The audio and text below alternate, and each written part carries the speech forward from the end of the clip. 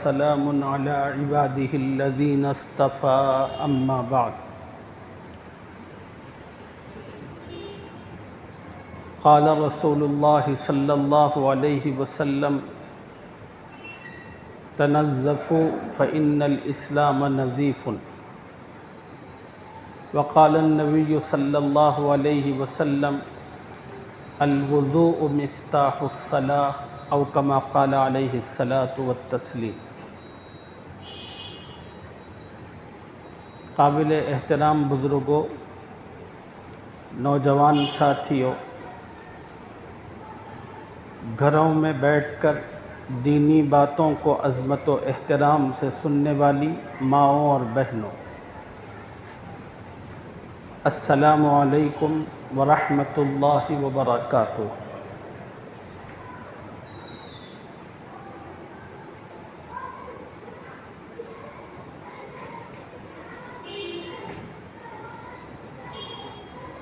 دین اسلام نہایت صاف ستھرا پاکیزہ مذہب ہے۔ یہ اپنے تمام ماننے والوں کو بھی پاکیزگی، صفائی ستھرائی کی تعلیم دیتا ہے اور اس کی اہمیت بتاتا ہے۔ دین اسلام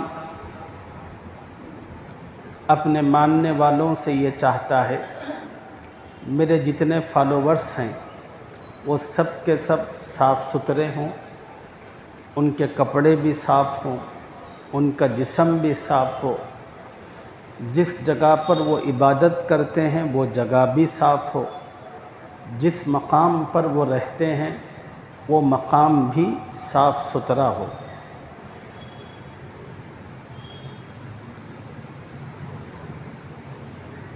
صفائی کی اسی اہمیت کے پیش نظر دین اسلام نے حکم دیا تنظفوا فإن الاسلام نظیف، لوگوں صاف ستھرے رہو اس لیے کہ اسلام صاف ستھرا پاکیزہ مذہب ہے۔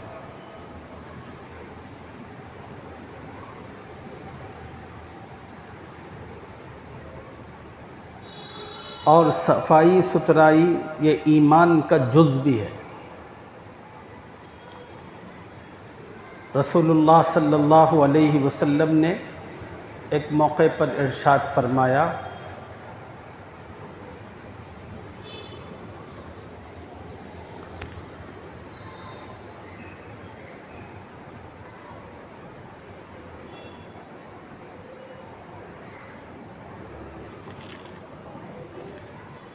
حدیث پاک ذہن سے چلی گئی، بہرحال اس حدیث کے اندر پاکی صفائی کو ایمان کا جز قرار دیا گیا، ایمان کا ایک حصہ بتایا گیا، تو اس لیے ہمیں پاکی صفائی کا خاص خیال رکھنا ہے۔ اس پاکی صفائی کے اندر ایک چیز ہے وضو، ایک اور چیز ہے غسل، یہ دونوں بڑی اہمیت کے حامل ہیں۔ وضو کے ذریعے سے بھی ایک مومن و مسلمان پاکیزگی حاصل کرتا ہے، غسل کے ذریعے سے بھی پاکیزگی حاصل ہوتی ہے۔ اگر ہمارا یہ وضو اور غسل صحیح طریقے پر ہو، کامل ہو، اللہ کے حکم کے مطابق ہو، حضور اکرم صلی اللہ علیہ وسلم کے بتائے ہوئے طریقے کے مطابق ہو، تو پھر یہ وضو اور غسل ہمارے لیے اس خوشخبری کا سبب بنے گا جو خوشخبری حدیث میں رسول اللہ صلی اللہ علیہ وسلم نے بیان فرمائی ہے۔ حضور اکرم صلی اللہ علیہ وسلم نے فرمایا کہ جو مسلمان اچھی طرح وضو کرتا ہے یا جو مسلمان اچھی طرح غسل کرتا ہے، اللہ اس کے سر کے بالوں سے لے کر پیر کے ناخن تک کے تمام گناہوں کو معاف فرماتے ہیں، اور اس وضو کے نتیجے میں، غسل کے نتیجے میں انسانی جسم کے گناہ جھڑنے شروع ہوتے ہیں۔ ہمارے اپنے بزرگوں میں بعض بزرگ ایسے بھی گزرے ہیں جن کو اللہ تعالیٰ نے غیر معمولی کشف عطا فرمایا تھا۔ کشف کہتے ہیں جو جن چیزوں پر پردہ پڑا ہوا ہے وہ چیزیں کھلنا، جن چیزوں پر پردہ پڑا ہوا ہے اس پردے کے ہٹنے کو کشف کہتے ہیں۔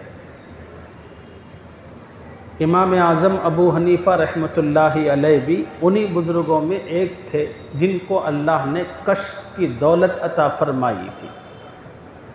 چنانچہ جب آپ وضو کرنے کے لیے بیٹھتے تھے، آزو بازو میں جو ساتھی وضو کرتے تھے ان کے وضو کے نتیجے میں جو پانی بہتا ہوا آگے بڑھتا تھا، اس پانی میں امام اعظم ابو حنیفہ کو نظر آتا تھا کہ کس آدمی کا کون سا گناہ چہرہ دھونے سے دھل کر جا رہا ہے، کس آدمی کا کون سا گناہ ہاتھ کے پانی سے دھل کر جا رہا ہے۔ یہ اللہ تعالیٰ کی عطا ہے اور اللہ جس کو چاہیں اپنی یہ عطا دے سکتے ہیں۔ روایتوں میں آتا ہے کہ ایک مرتبہ امام اعظم ابو حنیفہ نے ایک نوجوان کو دیکھا کہ وہ چہرہ دھو رہا تھا، تو اس کے بہتے ہوئے پانی میں آپ کو نظر آ گیا کہ یہ اپنے ماں باپ کو بہت ستاتا ہے اور ماں باپ کو ستانے کا گناہ دھل کر جا رہا تھا۔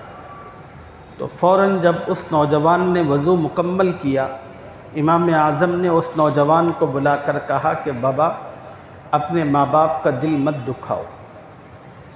وہ ہکا بکا رہ گیا۔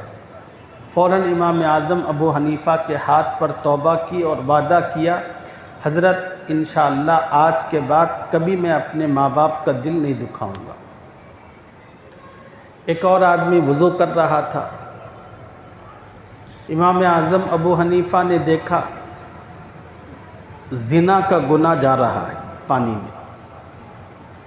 وضو ختم کرنے کے بعد اس کو بلایا، حضرت نے بلا کر کہا کہ بابا یہ بے حیائی کے کام نہیں کیا کرتے، اسلام نے اس کو سختی سے منع کیا ہے۔ اس نے بھی حضرت کے ہاتھ پر توبہ کی اور وعدہ کیا کہ حضرت انشاءاللہ آئندہ سے یہ گناہ نہیں کروں گا۔ پھر ایک مرتبہ امام اعظم ابو حنیفہ نے ایک اور شخص کو دیکھا کہ اس کے وضو کے پانی میں شراب پینے کا گناہ بہہ رہا تھا۔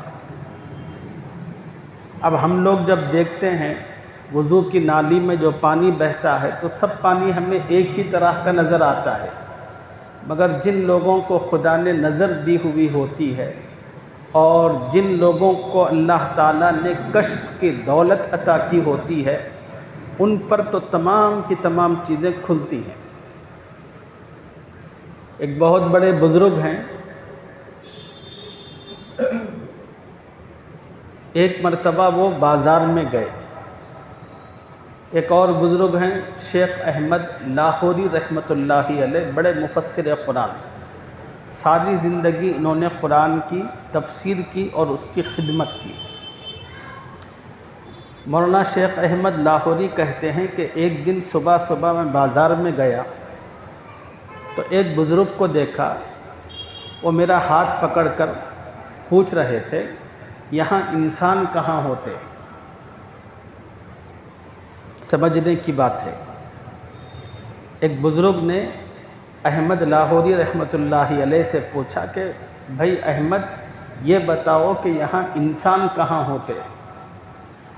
اب احمد لاہوری رحمۃ اللہ علیہ کہتے ہیں کہ مجھے بڑا حیرت ہوئی اس سوال پر۔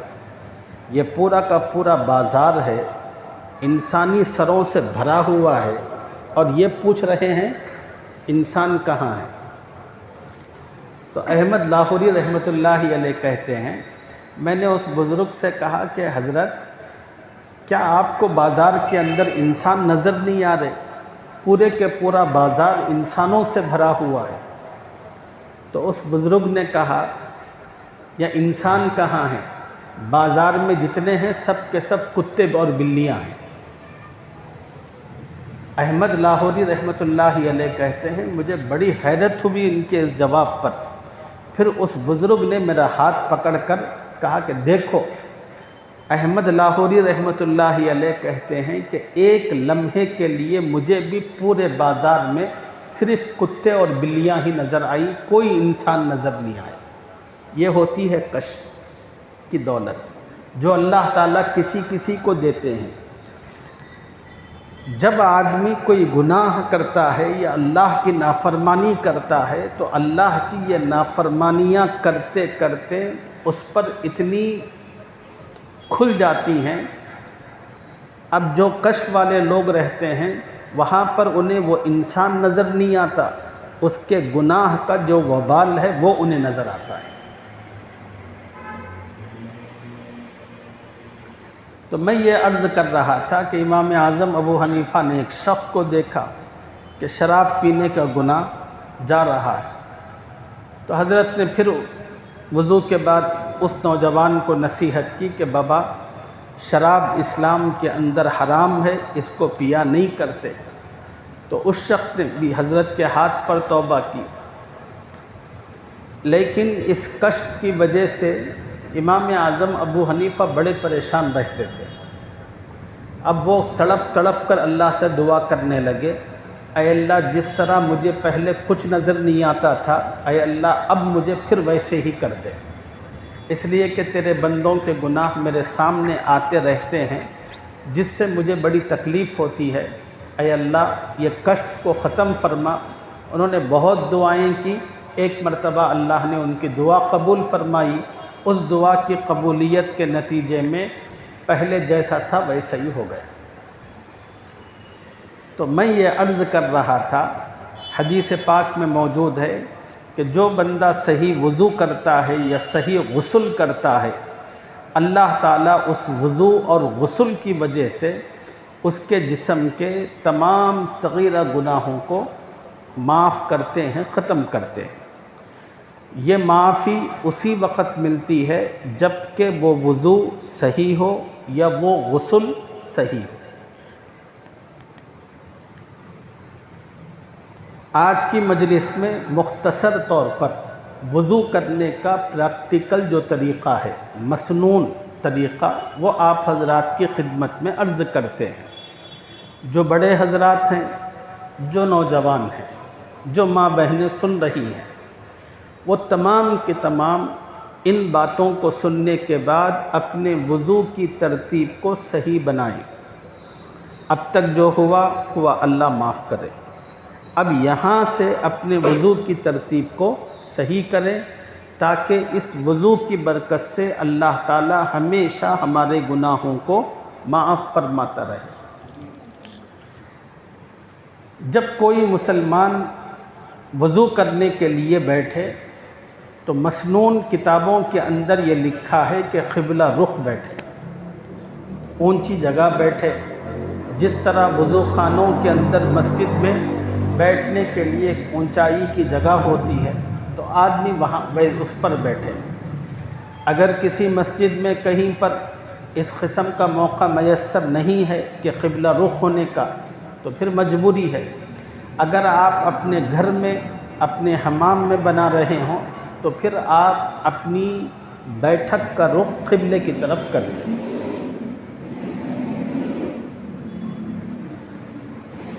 وضو شروع کرنے سے پہلے نیت کریں۔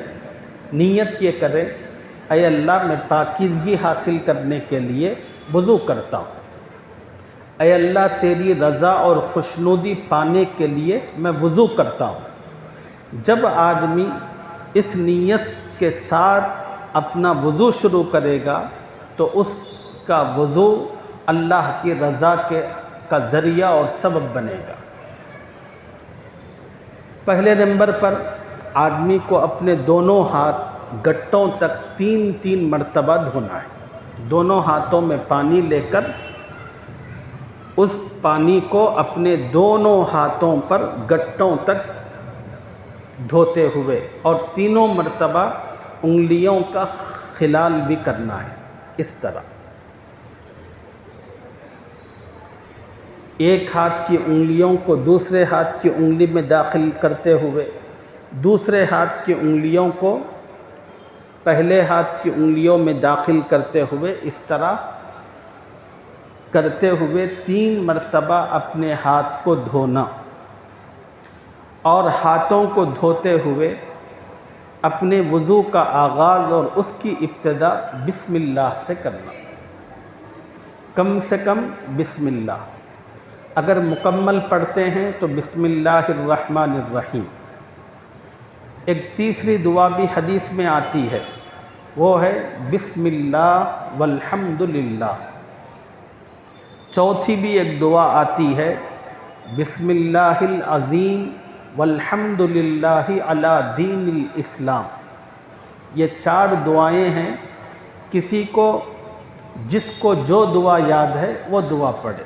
بسم اللہ تو کم از کم ہر مسلمان کو آتی ہے، اور بسم اللہ الرحمن الرحیم، کسی کو یہ 4 دعائیں یاد ہو تو یہ 4 دعاؤں کو اہتمام کے ساتھ وضو کے شروع میں پڑھے۔ اب اس میں سے ایک دعا کی فضیلت میں آپ کو بتاتا ہوں، وہ دعا ہے بسم اللہ والحمد للہ۔ حدیث پاک میں آتا ہے، جو مسلمان اپنا وضو شروع کرنے سے پہلے بسم اللہ والحمد للہ پڑھ کر وضو کرتا ہے، اور جب تک اس کا وضو باقی رہتا ہے، چاہے 1 گھنٹہ ہو، 2 گھنٹے ہو، 4 گھنٹے ہو، جب تک اس مسلمان کا وضو باقی رہتا ہے، وہ فرشتے جو اللہ تعالیٰ نے انسان کے کندھوں پر اس کے نامہ اعمال لکھنے کے لیے مقرر کر رکھے ہیں، وہ فرشتے اس کے لیے اجر و ثواب لکھتے چلے جاتے ہیں جب تک کہ اس کا وضو نہیں ٹوٹتا۔ صرف بسم اللہ والحمد للہ پڑھ کر وضو کرنے کی فضیلت ہے۔ یہ وضو جب تک رہے گا تب تک آپ کے لیے فرشتہ اجر و ثواب لکھتا ہی رہے گا۔ 4 گھنٹے کے بعد جب وضو ختم ہو، 2 گھنٹے کے بعد، 3 گھنٹے کے بعد عمر کے اعتبار سے پھر ایک مرتبہ وضو بنا لیں، اور وضو شروع کرنے سے پہلے پھر وضو کا آغاز کس سے کریں؟ بسم اللہ والحمد للہ۔ اس دعا کی فضیلت ہے۔ پہلا عمل ہے دونوں ہاتھ گٹوں تک 3 مرتبہ دھونا، دونوں ہاتھوں کے درمیان انگلیوں کا خلال کرتے ہوئے۔ اس کے بعد مسواک کرنا۔ دوسرا مسنون طریقہ ہے وضو میں مسواک کرنا۔ اگر مسواک میسر ہو تو بہت اچھی بات ہے، مسواک اگر موجود نہیں ہے تو پھر انگلی کے ذریعے سے اچھی طرح اپنے دانتوں کی صفائی کرنا۔ پھر اس کے بعد ہے 3 مرتبہ کلی کرنا۔ کلی کرنے میں منہ میں پانی بھر کر اس پانی کو اپنے منہ میں اچھی طرح پھرانا، اور اسی کلی کے اندر غرغرابی کرتے رہنا اگر آپ روزے سے نہ ہوں۔ اگر آپ روزے کے ساتھ ہوں تو پھر غرغرہ کرنے کی ضرورت نہیں ہے، اس لیے کہ حلق کے نیچے اگر پانی چلا گیا تو روزہ ٹوٹ جائے گا۔ اگر آپ روزے کے بغیر ہوں تو کلی ہی کے اندر غرغرہ کرنا۔ پھر تیسرا عمل ہے مسنون وضو کے اندر آپ سیدھے ہاتھ میں پانی لے کر اپنی ناک میں ڈالنا۔ پانی کو جب آپ ناک میں ڈالتے ہیں تھوڑا سا ہلکا سا سانس لینا۔ زور سے اگر آپ سانس لیں گے تو پانی کھنچ کر اوپر آ جائے گا، آپ کو نزلہ ہوگا اور چھینک آئے گی، مختلف چیزیں۔ پانی کو ناک کے پاس رکھ کر ذرا سا، تاکہ یہ جو نرم حصہ ہوتا ہے ناک کا، نرم حصہ چھوڑ کر جو ہڈی والا حصہ شروع ہوتا ہے وہاں تک پانی چڑھ جائے۔ اس طرح پانی چڑھانے کے بعد دائیں ہاتھ کی چھوٹی انگلی کو ناک کے دونوں سوراخوں میں داخل کر کے اس کی صفائی کرنا، اس کو چھینکنا 1 مرتبہ، پھر پانی ڈالنا، پھر دونوں سوراخوں کی صفائی کرنا، پھر اس ناک کو بائیں ہاتھ سے چھڑکنا، پھر تیسری مرتبہ، 3 مرتبہ ناک کی صفائی۔ پھر اس کے بعد دونوں چلوں میں پانی بھر کر اس کو اپنے پورے چہرے پر ملنا، اس کو دھونا، اپنے چہرے کو ملتے ہوئے دھونا۔ چہرے کی جو حد ہے دھونے کی، پیشانی کے سر کے بالوں سے لے کر، پیشانی کے سر کے بال سے لے کر ٹھوڑی کے نیچے تک، اور کان کی ایک لو سے دوسری لو تک، اس درمیان جتنا حصہ ہے اس کو چہرہ کہا جاتا ہے۔ اس چہرے کو دھونا۔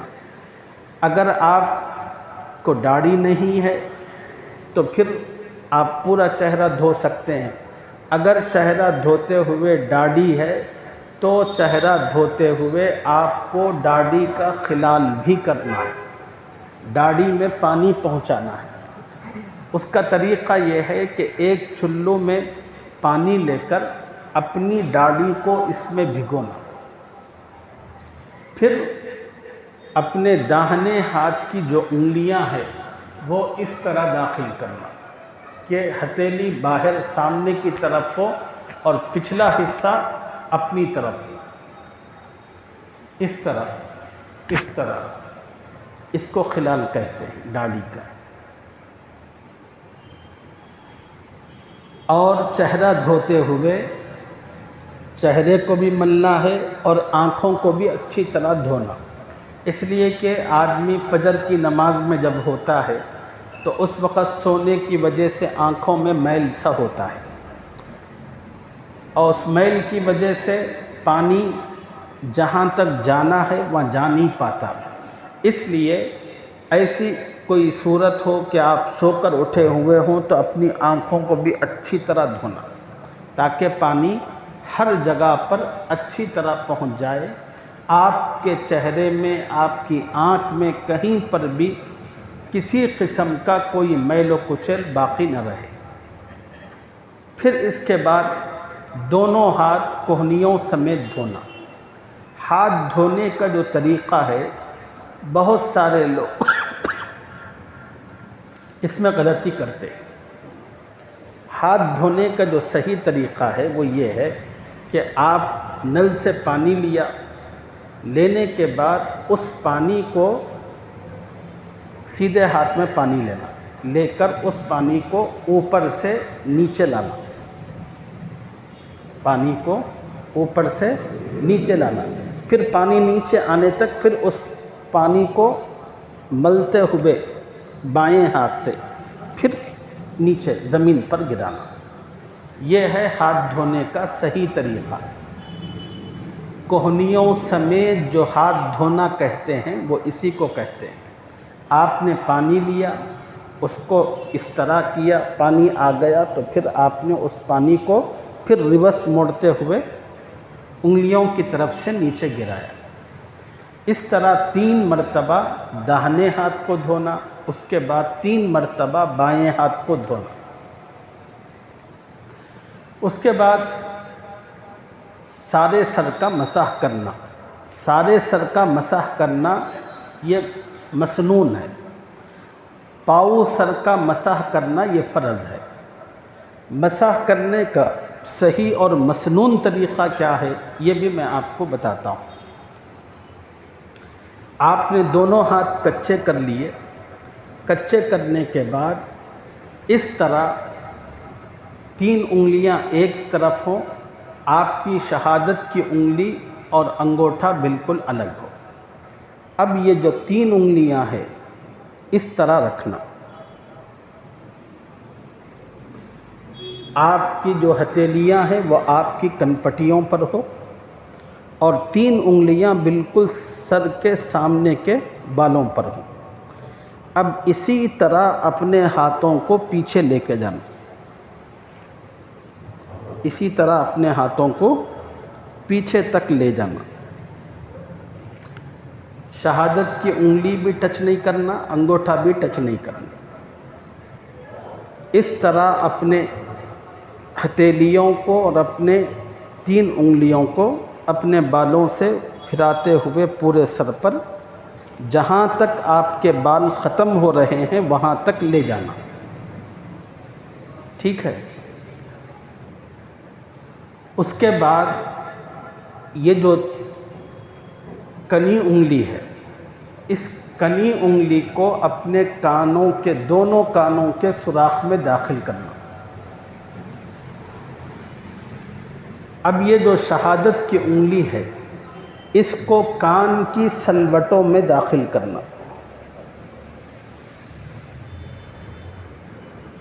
اندر سے پھراتے ہوئے جو رستے ہیں سلوٹیں، ان سلوٹوں میں داخل کر کے اس کو پھراتے ہوئے نیچے لانا۔ اب یہ جو انگوٹھا ہے کان کے پچھلے حصے پر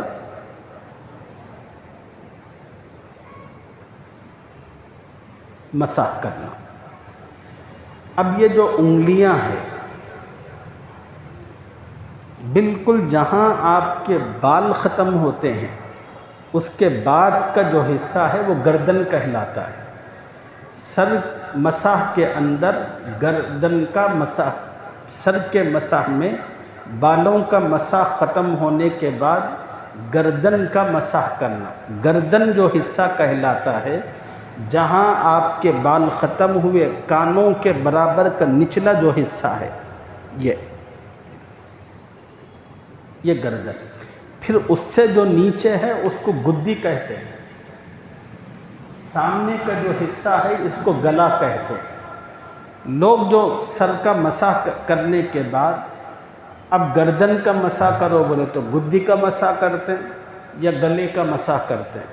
گلے کا مسح بھی نہیں ہے، گدی کا مسح بھی نہیں ہے۔ مسح جو کرنا ہے وہ صرف گردن کا مسح کرنا، کان کے برابر سے نیچے جو حصہ ہے اسی کو گردن کہتے ہیں۔ گردن کے حصے پر جو ہاتھ کی پچھلا حصہ ہے انگلیوں کا وہ پھیرنا، بس کہ آپ دونوں ہاتھوں کو تر کرنے کے بعد اس طرح 3 انگلیوں کو ملا کر اس طرح رکھنا کہ آپ کی ہتھیلیاں کنپٹیوں پر ہوں، 3 انگلیاں سر کے بالوں پر ہو، اس کو سیدھا پیچھے لے کے جانا۔ یہ مسح کرنے کا سب سے آسان طریقہ ہے۔ اگر آپ اس طریقے پر مسح کریں گے تو آپ کے بال خراب نہیں ہوں گے، مرد ہو کہ خواتین، اس لیے کہ اس طریقے میں صرف خالی ایک مرتبہ آپ کو پورے ہاتھ سامنے سے پیچھے لے جانا، اس میں آپ کے بال خراب ہونے کا کوئی چانس نہیں۔ پھر اس کے بعد کن انگلیوں کو کان کے دونوں سوراخ میں داخل کرنا، شہادت کی انگلی کو کان کی سلوٹوں میں داخل کرتے ہوئے نیچے لو تک لانا، پھر انگوٹھے سے کان کے پچھلے حصے پر مسح کرنا،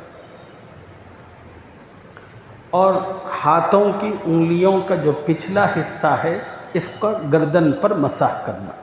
یہ ہے مسح کا مسنون اور مکمل طریقہ۔ پھر اس کے بعد دونوں پیر دھونا۔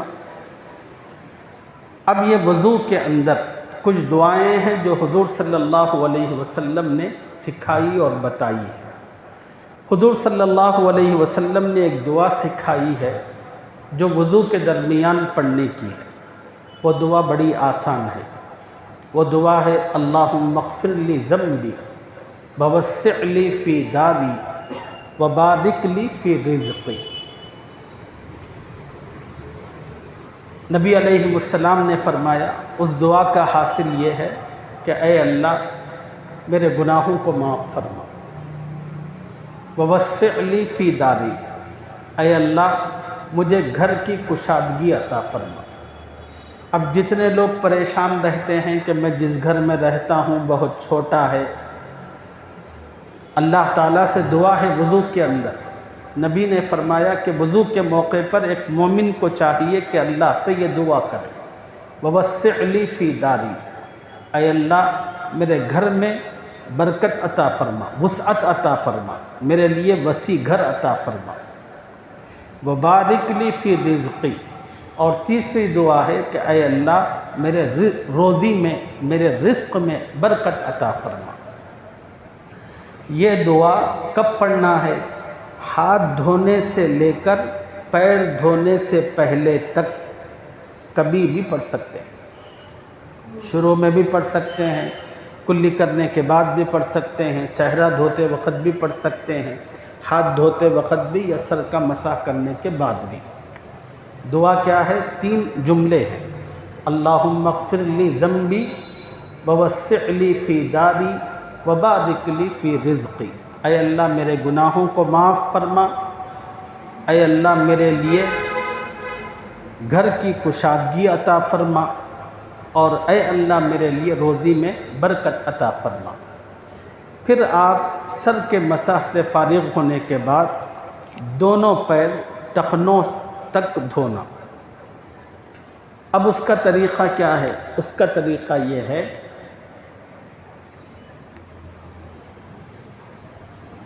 آپ نے نل کے نیچے پیر رکھا، پانی ڈالا، تو اس طرح انگلیوں کی طرف سے پانی پیچھے کی طرف آئے۔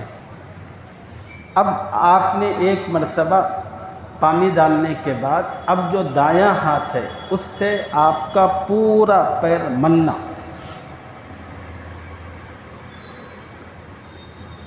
مل کر دھونا، بالخصوص پاؤں کا پچھلا حصہ جس کو ایڑی کہتے ہیں، اس لیے کہ سردی کے جو دن ہوتے ہیں اور گرمی کے جو دن ہوتے ہیں، گرمی کے دنوں کے اندر ایڑی کا جو حصہ ہے وہ سخت ہو جاتا ہے۔ اب وہاں تک جو ہے آپ وضو تو کرتے ہیں لیکن وہ حصہ سخت ہونے کی وجہ سے پانی نہیں پہنچتا، پانی نہیں پہنچنے کی وجہ سے آپ کا پیر صحیح طور پر دھو نہیں جاتا۔ جب پیر دھلتا نہیں تو پھر وضو نہیں ہوتا، وضو نہیں ہوتا تو نماز نہیں ہوتی، سیدھی بات ہے۔ تو اس لیے گرمی کے دنوں میں اہتمام کے ساتھ کہ پیر کا جو پچھلا حصہ، ایڑی کا حصہ جو ہوتا ہے، اس کو اچھی طرح پانی ڈالنے کے بعد اپنے ہاتھوں سے رگڑنا، تاکہ وہ جو کھردرا پن ہے وہ ختم ہو جائے اور پانی ایڑی کے ہر حصے تک پہنچ جائے۔ اور سردیوں میں کیا ہوتا ہے؟ سردی کے زمانے میں پانی بے حد ٹھنڈا ہوتا ہے۔ اب آدمی جب ٹھنڈے پانی سے وضو کرتا ہے، ایک تو اوپر سے ٹھنڈ، دوسرا پانی کی ٹھنڈک، اب آدمی چاہتا ہے کہ جلد سے جلد میں وضو کر کے فٹافٹ مسجد میں آ جاؤں۔ تو یہ جلدی کے چکر میں ہوتا یہ ہے کہ جس طرح جو چیز دھونا ہے جیسا ویسا دھو نہیں جاتی۔ تو سردی کے موسم میں اور گرمی کے موسم میں ایڑی اور اس کا جو پچھلا حصہ ہے اس کو اچھی طرح رگڑنا، اور پھر اپنے بائیں ہاتھ کی چھوٹی انگلی داہنے پیر کی چھوٹی انگلی کے درمیان میں داخل کر کے خلال کرنا۔ پہلے چھوٹی انگلی، اس کے بعد کی انگلی، پھر اس کے بعد، پھر اس کے بعد، اس طرح 3 مرتبہ پانی ڈالنا اور پورے پیر کو اچھی طرح ملنا۔ پھر اس کے بعد بائیں پیر پر پانی ڈالنا اور پھر اس کو اچھی طرح ملنا بالکل سے۔ اب بائیں پیر کے اندر خلال انگوٹھے سے شروع کریں گے اور چھوٹی انگلی پر پیر کی ختم کریں گے۔ یہ مسنون وضو ہے، اور جو مسلمان اس طرح کا وضو کرتا ہے اس کا یہ وضو اس کے گناہوں کی بخشش کا سبب اور ذریعہ بنتا ہے۔ اور وضو کے شروع میں جب کوئی مسلمان بسم اللہ والحمدللہ پڑھ کر وضو کرتا ہے، یہ وضو جب تک باقی رہتا ہے فرشتے اس کے نامہ اعمال میں مسلسل نیکیاں لکھتے رہتے ہیں۔ اللہ اپنے کرم سے اگلی زندگی میں، اگلی یہاں سے اچھی طرح مسنون طریقے پر وضو کرنے کی توفیق عطا فرمائے۔ جو غلطیاں کوتاہیاں ہو رہی تھیں، اللہ تعالیٰ ان غلطیوں اور کوتاہیوں کو درگزر کرے۔ دیکھیے یہاں پر رک کر ایک اور بات عرض کرنا چاہتا ہوں، وہ یہ ہے کہ اگر کوئی آدمی، جیسے ہم لوگ کرتے ہیں اکثر، اب وضو کر رہے ہیں، ہاتھ دھو رہے ہیں، تو ہاتھ میں نے کہا کہ اوپر سے نیچے جانا ہے پانی، اب ہم نل کے پاس الٹا دھوتے ہیں، یہاں سے نیچے لاتے ہیں پانی، تو اس کو ہاتھ دھلنا تو کہیں گے، وضو بنانا نہیں کہیں گے۔ سمجھ میں آ رہی بات؟ اس کو ہاتھ دھلنا کہیں گے، وضو بنانا نہیں کہیں گے۔ اس ہاتھ کے دھلنے کی وجہ سے آپ نماز پڑھ سکتے ہیں، لیکن وضو کا جو اجر و ثواب ہے وہ آپ کو حاصل نہیں ہوتا۔ وضو کا جو اجر و ثواب ہے آپ کو اسی وقت حاصل ہوتا ہے جب اس کا طریقے کو آپ فالو کریں گے۔ نبی علیہ السلام نے جو انداز، جو طریقہ بتایا اس طریقے کو اپنائیں گے۔ اگر آپ اس کے خلاف کریں گے تو پاکیزگی تو آپ کو مل جائے گی، لیکن اس پاکیزگی کے نتیجے میں وضو کا جو اجر و ثواب ہے وہ آپ کو حاصل نہیں ہوگا۔ اللہ تعالیٰ ان باتوں کو سمجھنے اور اس کے مطابق ہمیں پاکیزگی اور صفائی حاصل کرنے کی توفیق عطا فرمائے۔ انشاءاللہ اگلی مجلس میں غسل اور تیمم ان دو کا طریقہ آپ کو بتائیں گے، اس لیے کہ غسل یہ بھی جاننا ضروری ہے، اور اس کے ساتھ تیمم اس لیے کہ عمر کے جب آدمی کسی حصے میں ایسے پہنچ جاتا ہے، بیماری کے نتیجے میں آدمی نہ وضو کر سکتا ہے نہ غسل کر سکتا ہے، پھر پاکیزگی کس طرح وہ حاصل کرے، اس کا طریقہ کیا ہے، یہ جاننا ضروری ہے۔ کتنے بڑے لوگوں کو دیکھا کہ میں نے کبھی پوچھا کہ حضرت آپ نے نماز پڑھی، وہ کہتے ہیں کہ بھائی وضو ٹکتا نہیں، غسل ہو نہیں پاتا، تو پھر ایسی صورت میں شریعت نے تیمم کا ایک آپشن دیا ہے، وہ ایسے ہی لوگوں کو دیا ہے۔ تو یہ طریقہ بھی جاننا آپ کے لیے بے حد ضروری ہے۔ اگر آپ وہ طریقہ جان لیں گے تو آپ کسی بھی صورت میں ہوں، آپ اطمینان کے ساتھ تیمم کر کے لیٹے لیٹے، بیٹھے بیٹھے، جیسے چاہے نماز پڑھ سکتے ہیں۔ اللہ آپ کو جو بھی حالت میں رکھا ہوگا، اس لیے یہ بڑی اہم چیزیں تھیں جن کا جاننا ضروری تھا۔ اللہ تعالیٰ ان باتوں کو سمجھنے، یاد رکھنے، اس کے مطابق عمل کرنے کی مجھے بھی اور آپ سب کو توفیق عطا فرمائیں۔